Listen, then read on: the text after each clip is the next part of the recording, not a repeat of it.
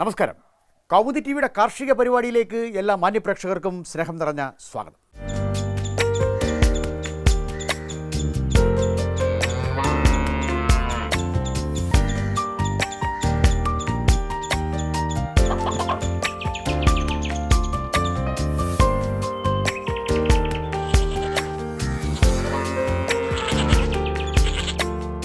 തക്കാളിയും ബ്രക്കോളിയും ക്യാരറ്റും ബീറ്റ്റൂട്ടുമൊക്കെ വിളയുന്ന ഒരു വീട്ടുമുറ്റത്തേക്കാണ് ഇന്ന് യാത്ര.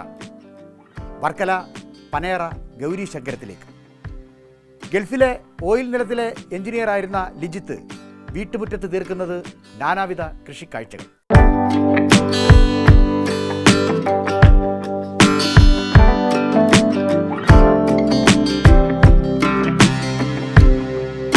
കുരുമുളകും ശീതകാല പച്ചക്കറികളും സസുഖം വാഴുന്നു. ഡ്രാഗൺ ഫ്രൂട്ടും തെങ്ങുമൊക്കെ എല്ലായിടത്തും.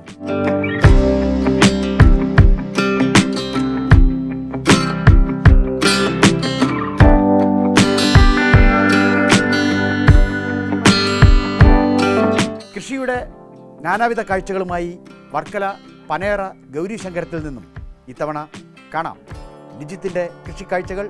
ഹരിതം സുന്ദരം. ശിവഗിരി കുന്നുകൾക്ക് താഴെയാണ് ആ വനസ്ഥലി. വൻമരങ്ങളും പൂച്ചെടികളും കുടപിടിക്കുന്ന ചിത്രകൂടമാണ് ഭൂമി. എങ്ങും പച്ചപ്പിന്റെ ലാവണ്യം. പച്ചക്കറികളുടെയും പഴച്ചെടികളുടെയും നീണ്ട നിരയുണ്ട്. വർക്കല പനയറയിൽ 2.5 ഏക്കർ വരുന്നുണ്ട് ഗൗരീശങ്കരത്തിലെ കൃഷി. കൗതുകവും വിസ്മയവുമാണ് ഗൗരീശങ്കരം. ഗൾഫിൽ ഓയിൽ നിലത്തിലെ എഞ്ചിനീയറായ ലിജിത്താണ് ഇവിടെ നായകൻ. 1 മാസം വിദേശത്തെങ്കിൽ 1 മാസം കൃഷിയിടത്തിൽ. പകുതിയോളം അധ്വാനമേ വരൂ എന്ന് കരുതിയെങ്കിൽ തെറ്റി. നേർപകുതിയായ നിളയും മക്കളായ തെന്നലും തേജസ്സും തനുവുമൊക്കെ കൃഷിക്ക് കൂട്ടുണ്ട്.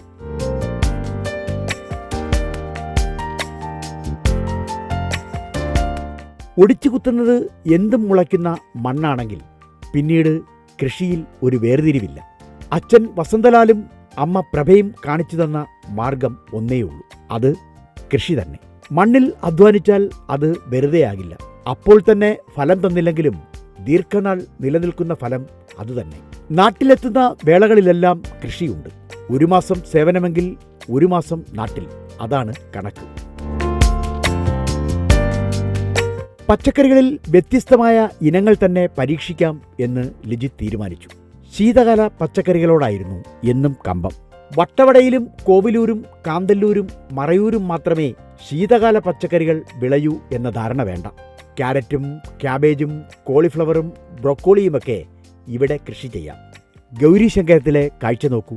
1ഉം 2ഉമല്ല, 100ഓളമുണ്ട് ഗ്രോ ബാഗുകൾ. മണ്ണും മണലും ഉണക്കച്ചാണകവും വേപ്പിൻ പിണ്ണാക്കും എല്ലുപൊടിയുമൊക്കെ ചേർന്നതാണ് പോട്ടിംഗ് മിശ്രിതം. വരിവരിയായി കോളിഫ്ലവർ നട്ടിരിക്കുന്നു. ഉയർന്ന ഗുണമുള്ള പച്ചക്കറി ഇനമാണ് കോളിഫ്ലവർ. ബ്രസിക്ക ഒളറേസിയ കുടുംബത്തിൽ അംഗമാണ് കോളിഫ്ലവർ.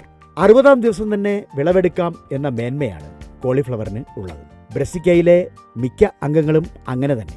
മണ്ണിലാണെങ്കിൽ ഒരുപക്ഷെ കീടങ്ങൾ കൂടുതൽ ആക്രമിച്ചേക്കാം. എന്നാൽ ഗ്രോ ബാഗിൽ ചില നിയന്ത്രണങ്ങളുണ്ട്. എന്നും വെള്ളം കൃത്യമായ അളവിൽ ഒഴിക്കണം. 1-ൽ കൂടുതൽ തവണ വിള കോളിഫ്ലവറിൽ നിന്ന് കിട്ടില്ല.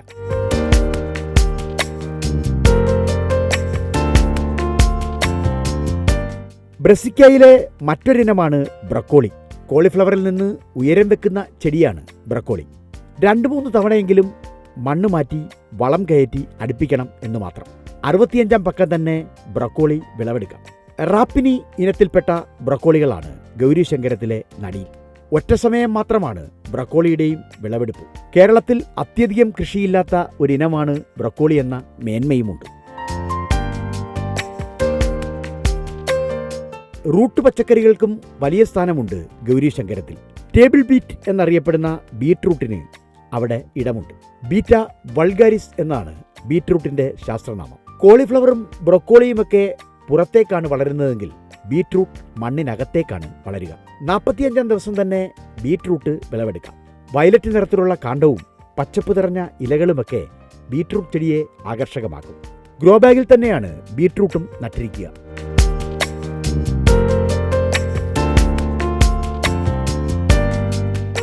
കോളിഫ്ലവറും ബ്രക്കോളിയും ബീറ്റ്റൂട്ടുമൊക്കെ ആവുമ്പോൾ ക്യാരറ്റിന് സ്ഥാനമില്ലേ എന്ന് ചിലർ ചോദിക്കും.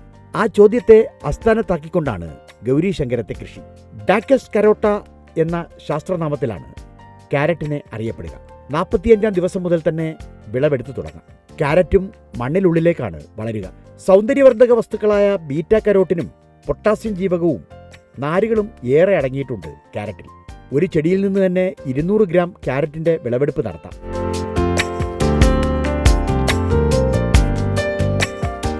പച്ചക്കറി പോലെ തന്നെ പഴച്ചെടികളിലും ഒരു കൈ നോക്കിയിട്ടുണ്ട് ലിജിത്ത്.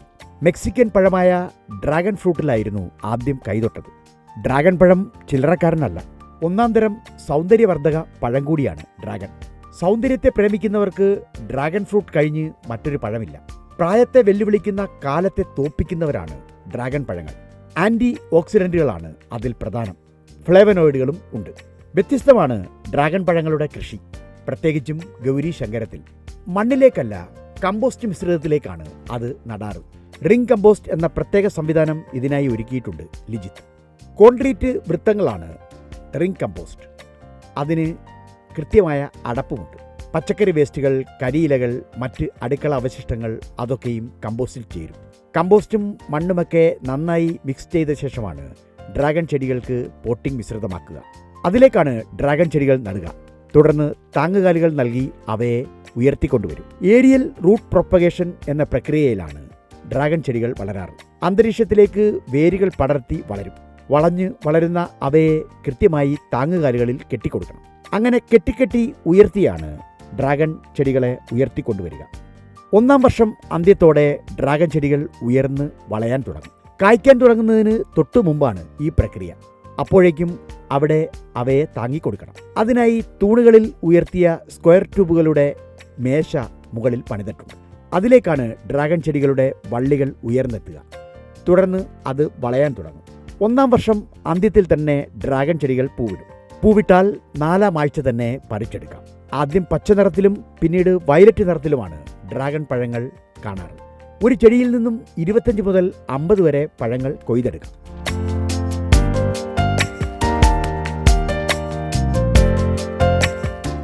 അനുദിനം വികസിച്ചു വരുന്ന കൃഷി മാതൃകകളെക്കുറിച്ച് കൃത്യമായ കാഴ്ചപ്പാടുണ്ട് ലിജിത്തിന്. അതൊക്കെയും ഹരിതം സുന്ദരത്തോട് വിശദീകരിച്ചു. തിരുവനന്തപുരം വർക്കല പനയാറ ഗൗരീശങ്കരത്തിൽ ലിജിത്ത് നമ്മോടൊപ്പം ഉണ്ട്. ലിജിത്തുമായി ചില വിശേഷങ്ങൾ പങ്കുവയ്ക്കാം. നമസ്കാരം ലിജിത്ത്. ഈ നമ്മുടെ നാട്ടിലൊക്കെ പൊതുവേ ഈ ഗൾഫിൽ നിൽക്കുന്ന ആളുകളെക്കുറിച്ച്, പ്രത്യേകിച്ച് പ്രവാസി മലയാളികളെക്കുറിച്ച്, അതും പ്രത്യേകിച്ച് ഓയിൽ ഫീൽഡിലൊക്കെ നിൽക്കുന്നവരെക്കുറിച്ചൊരു സങ്കല്പമുണ്ട്. അതായത് അവർ 6 മാസം ജോലി, 6 മാസം നാട്ടിൽ നിൽക്കാം, പിന്നെ ഉയർന്ന ശമ്പളം. അപ്പോൾ അങ്ങനെയൊക്കെ ഉള്ള ഒരാൾ, പ്രത്യേകിച്ച് എഞ്ചിനീയറിംഗ് രംഗത്ത് നിൽക്കുന്ന ഒരാൾ നാട്ടിൽ വന്ന് കൃഷി നടത്തുക കിട്ടുന്ന സമയത്ത് അത് ധനമാണോ, സംതൃപ്തിയാണോ? അതിന് പിന്നിൽ അത് രണ്ടും ഉണ്ടെന്ന് വേണം പറയാൻ. അതായത് സംതൃപ്തിയോടൊപ്പം ധനവും ഉണ്ട്, എങ്കിൽ മാത്രമേ നമുക്ക് വീണ്ടും ചെയ്യാനുള്ളൊരു മോട്ടിവേഷനും ഉണ്ടാവുകയുള്ളൂ. കാര്യം കൃഷി അതൊരു ഇൻവെസ്റ്റ്മെൻറ്റാണ്. അപ്പോൾ ഇൻവെസ്റ്റ് ചെയ്യുന്നതിൽ നിന്ന് പ്രോഫിറ്റ് ഉണ്ടായാൽ മാത്രമേ ഡെഫിനറ്റായിട്ടും അടുത്ത തവണ നമുക്ക് ഇൻവെസ്റ്റ് ചെയ്യാനായിട്ടുള്ള മനസ്സും ഉണ്ടാവുകയുള്ളൂ, അതിനുള്ള മൂലധനവും ഉണ്ടാവുകയുള്ളൂ. അതോടൊപ്പം ജോലിയിൽ നിന്ന് ലഭിക്കുന്നതിനെക്കാട്ടിയും ഉള്ള ഒരു മാനസിക സംതൃപ്തി കൃഷിയിൽ നിന്ന് ലഭിക്കുന്നുണ്ട്. ജോലി സംബന്ധമായിട്ട് ഒരുപാട് സമ്മർദ്ദങ്ങളും കാര്യങ്ങളും എല്ലാം ഉണ്ടാവാറുണ്ട്, പക്ഷേ കൃഷിയിൽ അങ്ങനെ ഒന്നും ഉണ്ടാവാറില്ല. എത്ര മണിക്കൂറാണ് ഓയിൽ ഫീൽഡിലൊക്കെ ജോലി? ഓയിൽ ഫീൽഡിൽ ജോലി എന്ന് പറയുമ്പോൾ 12 മണിക്കൂർ ഷിഫ്റ്റാണ്. അതായത് 12 മണിക്കൂർ ജോലി, 12 മണിക്കൂർ വിശ്രമം. അത് കഴിഞ്ഞപ്പോൾ ഒരു മാസം ജോലി ചെയ്താൽ 1 മാസം നാട്ടിൽ നിൽക്കാം. 1 മാസം ജോലി ചെയ്താൽ 1 മാസം നാട്ടിൽ നിൽക്കാവുന്ന സ്കെഡ്യൂളായിരുന്നു നേരത്തെ. പക്ഷേ ഇപ്പോൾ അങ്ങനെയല്ല. ഇപ്പോൾ 2 മാസം വർക്ക് ചെയ്ത ശേഷം 1 മാസം ലീവിന് വരുന്ന രീതിയാണ് ഇപ്പോൾ. ഇപ്പം അങ്ങനെ 1 മാസം ലീവിന് വരുമ്പോൾ അന്ന് തന്നെ, അല്ലെങ്കിൽ അതിൻ്റെ നാട്ടിൽ ഇറങ്ങി കഴിഞ്ഞാൽ അപ്പോൾ തന്നെ കൃഷിയിലേക്ക് ഇറങ്ങുകയാണ്? അന്ന് തന്നെ ഇറങ്ങാറാണ് പതിവ്. അപ്പം നാട്ടിലുള്ള കൃഷിയെക്കുറിച്ചൊക്കെ അവിടെ നിൽക്കുമ്പോൾ അറിയുന്നുണ്ടോ? അവിടെ നിൽക്കുമ്പോഴേ അറിയുന്നുണ്ട്. കാര്യം ഞാൻ പോയി കഴിഞ്ഞാൽ വൈഫാണ് ഇതിൻ്റെ ഫോളോ അപ്പും കാര്യങ്ങളെല്ലാം ചെയ്യുന്ന വൈഫാണ്. അപ്പോൾ ഡെയിലി വിളിക്കുമ്പോൾ ഏതെല്ലാം കാര്യങ്ങൾ ചെയ്തു, ഏതെല്ലാം കാര്യങ്ങൾ ചെയ്തില്ല, ഇനി അടുത്ത ചെയ്യാനുള്ളത് ഏതാണ്, ഇതെല്ലാം നമ്മൾ സംസാരിക്കാറുണ്ട്. അത്തരത്തിലുള്ള റിമോട്ട് കൺട്രോളിൽ നടക്കുന്നതാണോ ഈ കൃഷി? അത്തരത്തിൽ റിമോട്ട് കൺട്രോളിൽ നടക്കുന്നതല്ല. എങ്ങനെയാണെന്ന് വെച്ചാൽ, ഞാൻ ഈ 2 മാസത്തിൽ 1 മാസം വരുമ്പോൾ പരമാവധി കാര്യങ്ങൾ ചെയ്ത് തീർത്ത് വെച്ചിട്ടാണ് പോകാറ്. അപ്പോൾ അതിൻ്റെ എല്ലാം ഒരു മെയിൻ്റനൻസ് അല്ലെങ്കിൽ ഒരു പിന്നെ വെള്ളം ഒഴിച്ചാൽ അങ്ങനെയുള്ള ചെറിയ വളപ്രയോഗം അങ്ങനെയുള്ള കാര്യങ്ങളെല്ലാം ഈ റിമോട്ട് കൺട്രോളിലൂടെ നടക്കാറുണ്ട്. പറമ്പിൻ്റെ ഒത്ത നടുവിലുള്ള നഴ്സറിയാണ് കൃഷിക്കൊക്കെയും ആധാരം. സംസ്ഥാന കൃഷി വകുപ്പിൻ്റെ സംഭാവനയാണ് നഴ്സറി. 50,000 രൂപയാണ് പച്ചക്കറി വികസന പദ്ധതിയിൽ ചെമ്മരുതി കൃഷിഭവൻ ലിജിത്തിന് നൽകിയത്. മഴമറയിൽ പച്ചക്കറി തൈകൾ നന്നായി വളരും. പച്ചക്കറിയോടൊപ്പം തന്നെ പച്ചക്കറി തൈകളുടെ ഉൽപ്പാദനവും വേണം. എങ്കിലേ ഈ രംഗത്ത് പിടിച്ചു നിൽക്കാൻ കഴിയും. രാജ്യത്തിനകത്ത് കിട്ടുന്ന ഏറ്റവും മികച്ച വിത്ത് ഉപയോഗിച്ച് വേണം കൃഷി എന്ന നിർബന്ധം ലിജിത്തിനുണ്ട്. അതുകൊണ്ട് തന്നെ പച്ചമുളക്, വഴുതന, ക്യാരറ്റ്, ബീട്രൂട്ട്, അകത്തിക്കീര, കീര എന്നിവയുടെയെല്ലാം മികച്ച വിത്തുകൾ ശേഖരിച്ചിട്ടുണ്ട്. മണിര കമ്പോസ്റ്റ്, ചകിരിച്ചോറ്, ചാണകം എന്നിവ ചേർന്നതാണ് പോട്ടിംഗ് മിശ്രിതം. പോട്ടിംഗ് മിശ്രിതം കൃത്യമായി തവാരണ കവറുകളിൽ നിറയ്ക്കുവാൻ ജീവനക്കാരും ഗൗരി ശങ്കരത്തിലുണ്ട്.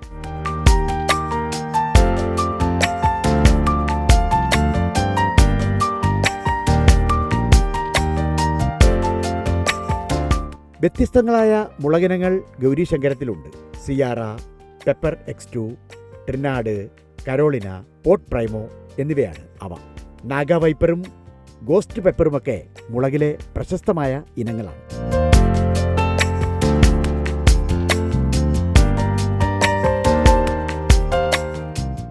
സ്വർണ്ണമുഖിയാണ് വാഴയിനം. അത് ഗ്രോ ബാഗുകളിൽ നട്ടുപിടിപ്പിച്ചിരിക്കുന്നു. പ്രത്യേക വളർച്ചയെത്തിയാൽ ഉടൻ തന്നെ റെയിൻ ഷെൽട്ടറിൽ നിന്ന് മാറ്റി നടാം. മഴമറയിലെ കൃഷിയിൽ നിന്നും എല്ലാ തൈകളും ഉൽപ്പാദിപ്പിക്കുവാൻ ലിജിത്ത് പഠിച്ചു കഴിഞ്ഞു.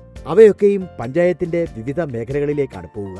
ഒരുപക്ഷെ പഞ്ചായത്തിന്റെ അതിർത്തി കടന്നും പച്ചക്കറി തൈകളുടെ വിൽപ്പനയുണ്ട്. ഭാര്യ നിളയും മക്കളായ തെന്നലും തേജസും തനുവുമൊക്കെ നഴ്സറിയിൽ എപ്പോഴും എത്തും. ലിജിത്തില്ലാത്തപ്പോൾ തൈകളുടെ പരിപാലനവും പരിചരണവുമൊക്കെ അവരുടെ ശ്രദ്ധയിലാണ്.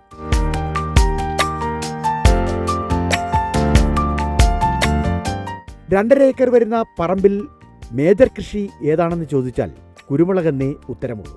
ഏറ്റവും സ്വാദിഷ്ടമായ, ഏറ്റവും രുചികരമായ കുരുമുളക് തന്നെയാണ് ഗൗരി ശങ്കരത്തിലെ കൃഷി. കരിമുണ്ടക്കൊടി ഒന്നും രണ്ടുമല്ല, 100ഓളം വരും അവയുടെ സംഖ്യ. വളർന്നു നിൽക്കുന്ന മരങ്ങളിലാകെ കരിമുണ്ട പടർത്തിയിരിക്കുന്നു. നല്ല ഉയരത്തിൽ വളരുന്ന കൊടിയാണ് കരിമുണ്ടയെങ്കിലും ഗൗരി ശങ്കരത്തിൽ അവ നന്നായി തിരിതെടുത്ത് പൂക്കുന്നുണ്ട്. ഹൈബ്രിഡ് പപ്പായയായ റെഡ് ലേഡിക്ക് ഇവിടെ വലിയ സ്ഥാനമുണ്ട്. കുഞ്ഞൻ പഴങ്ങളാണ് റെഡ് ലേഡി. തായ്ലൻഡാണ് റെഡ് ലേഡിയുടെ സ്വദേശം. ഏറിയാൽ 1.5 മുതൽ 2 കിലോ വരെ തൂങ്ങും. 2 വർഷത്തെ ആയുസേ ഉള്ളൂ റെഡ് ലേഡി പപ്പായയ്ക്ക്. ഉയർന്ന ഉറച്ച ചുവന്ന നിറമുള്ള പഴങ്ങളാണ് റെഡ് ലേഡി. പച്ചക്കറിയെന്നോ പഴങ്ങളെന്നോ വേർതിരിവ് വേണ്ട, എല്ലാത്തിലും ലാഭമുണ്ട്. ഒന്നുപോയാൽ മറ്റൊന്ന് എന്നുള്ളതാണ് കാഴ്ചപ്പാട്. ലിജിത്ത് പ്രതികരിച്ചു. ശീതകാല പച്ചക്കറിയൊക്കെ സാധാരണ നമ്മൾ മൂന്നാർ, മറയൂർ, വട്ടവട, കാന്തല്ലൂർ അങ്ങനെയൊക്കെ ചില സ്ഥലങ്ങളിലാണ് കാണുന്നത്. മാത്രമല്ല അതിനൊക്കെ ഒരു സീസണുണ്ട്, നാട്ടിൽ ചെയ്താൽ ഒരു സീസണുണ്ട്. ഇത് വർഷം മുഴുവൻ ശീതകാല പച്ചക്കറി വിളയിക്കാനുള്ള ഒരു തൻ്റെടവും ധൈര്യവും വന്നിരിക്കുന്നു. അതുകൂടാതെ മറ്റു പല ആളുകളും ചെയ്യാൻ മടിക്കുന്ന പല കൃഷികളും ഏറ്റെടുത്ത് സ്വന്തമായി ചെയ്യുന്നു. ഇതൊക്കെ എവിടെ നിന്നാണ് പഠിച്ചത്?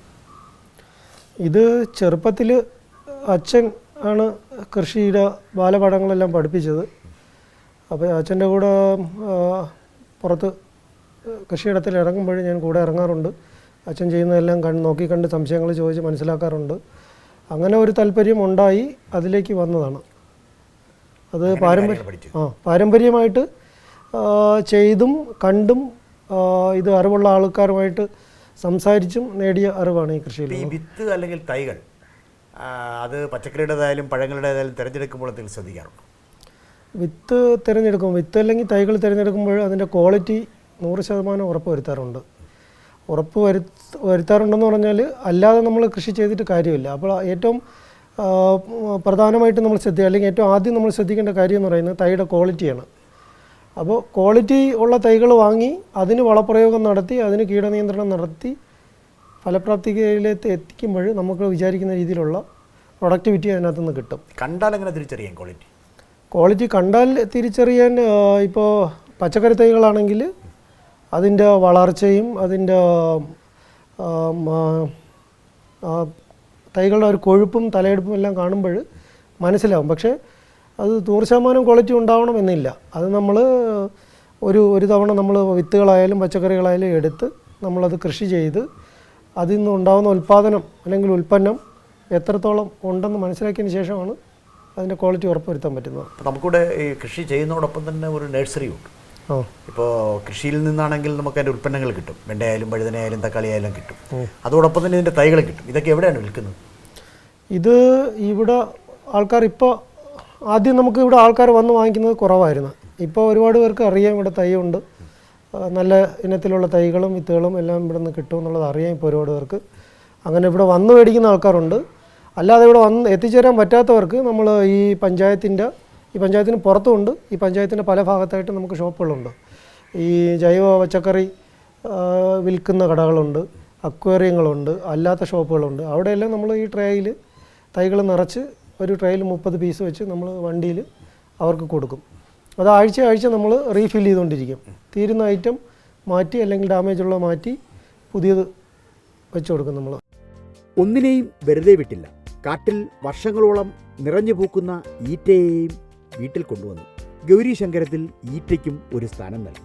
കൊട്ടയും പട്ടിയും ഉണ്ടാക്കാനല്ല ഈറ്റ. ഒക്ലാൻഡ്ര ട്രാവൻകോറിക്ക എന്നതാണ് ഈറ്റയുടെ ശാസ്ത്രനാമം. അധിക ശ്രദ്ധ വേണ്ടാതെ വളർത്താവുന്ന ഒരിനം.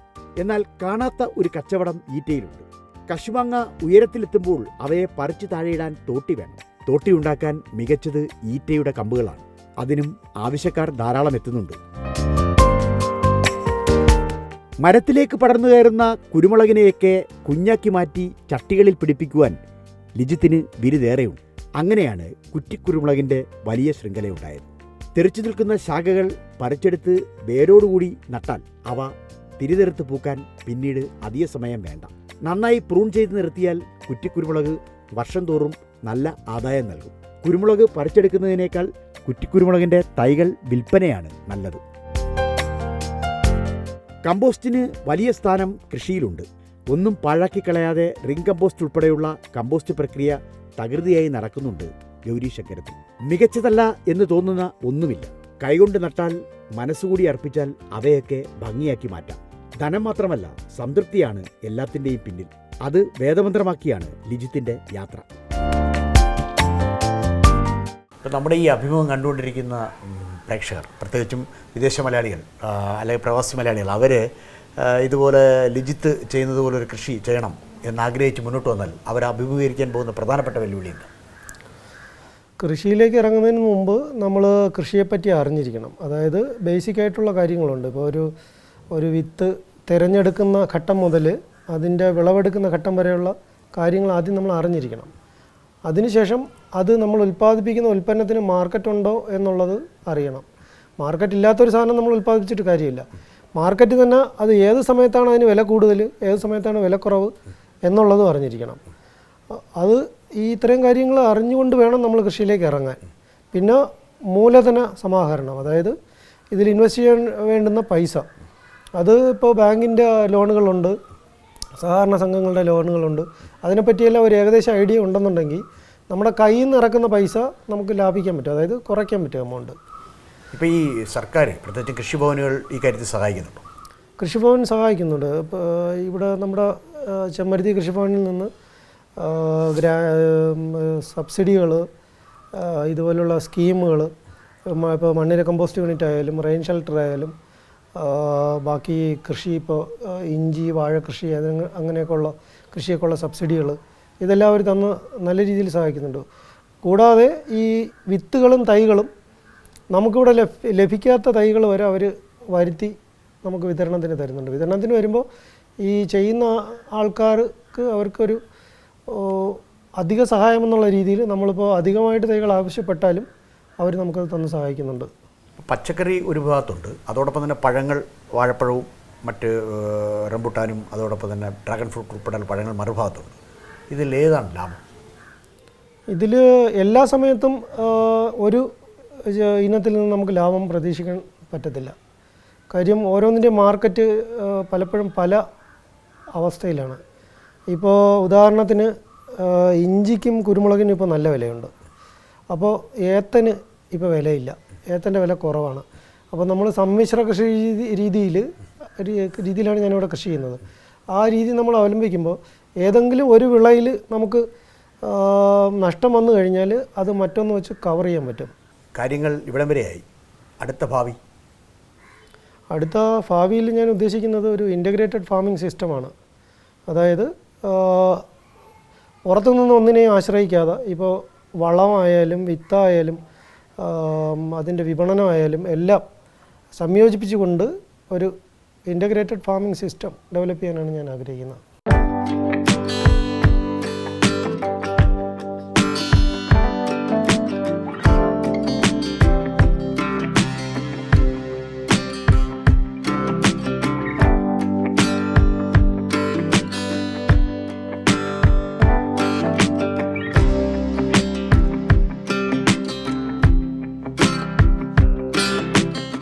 മോഹവും യാഥാർത്ഥ്യവും രണ്ടല്ല എന്ന് തെളിയിച്ചിരിക്കുകയാണ് ലിജിത്ത്.